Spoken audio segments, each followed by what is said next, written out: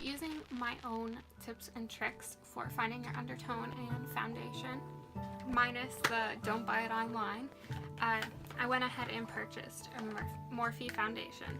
I'm super excited about Morphe's release. So I figured I was level number 1. I am pretty fair, and I know my skin tone has a neutral undertone. This was probably my favorite part of my Morphe order. I actually only ordered so that I could get one of these and try out the level 1s.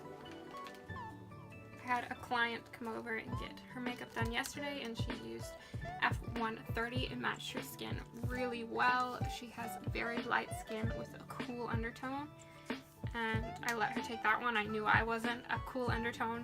I don't want to have to dive into these because a few of my friends do want to try them out before they order theirs as well. So I'm hoping the color I got will be a perfect match, but we will find out. So I'm going to put on primer, go wet my sponge, and I will be right back to see if, using my own tips and tricks, if I found the right color, the right shade for my skin tone. I am all primed. Again, like I said in my foundation video, you want to use the same routine that you would use with the products you have now to try out a new foundation, because you want to see if it's going to fit into your routine perfectly. The one that I actually ended up going with is F150. It is neutral undertones, and the description is fair with neutral undertones, which you would think is pretty straightforward, but some of their other neutral undertones, there's fairest with slightly yellow undertones, and that's falling under neutral. I have not looked at some of the other reviews on this new Morphe Fluidity foundation, but from my friends that have watched some of the reviews, they're saying that a lot of people think they have messed up the undertones. But it could just be that they're grouping them into the 4 main bases of cool, neutral, warm, and olive, and then branching out a little bit from there. Just on this level 1, for the neutrals, we have fairest with neutral undertone, fairest with slightly yellow undertone, fair with neutral undertone, fair with slightly pink undertone, fair with slightly peach undertone, light with slightly pink undertone, and light with neutral undertones. And those are all falling under the header neutral. Okay?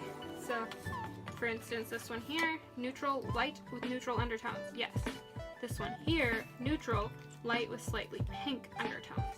Yes, there's 4 main undertones, but everyone's skin is so different. So they're trying to find a balance. Alright, so this is what it looks like.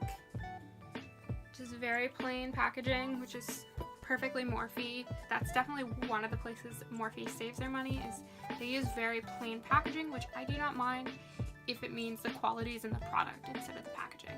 Right off the bat, I'm noticing that the only place it says the color is actually a sticker. And that kind of worries me. Yes, this means that they can mass produce the actual container, fill the container, and put the sticker on it, but this also means there's a higher chance for human error. So all of the packages are exactly the same. They put a sticker on after they fill it. What if they fill it and put the wrong sticker on? That is my only concern with having the sticker instead of actually putting the shade right on the packaging. Comparing it to some of my other foundations, such as the Tarte Shape Tape, they both have 30 mils of product in it, 1 fluid ounce. So how I normally put on foundation is I will have a wet sponge and I will mist it with my Fix Plus by MAC. I put my foundation, it does come with a little seal. Put my foundation on the back of my hand and dip my sponge in it and then apply it to my face. So, first impression on the first dot, it's looking pretty light. Let's blend it out.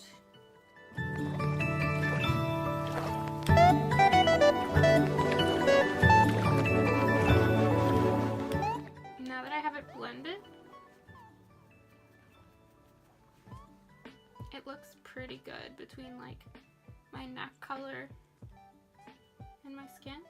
I think that looks pretty good. It seems to be, I only put one swipe on, it seems to be really covering some of the discoloration I'm getting right here.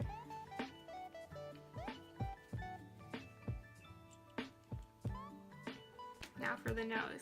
Most of my discoloration is in my nose, so let's see how well it covers.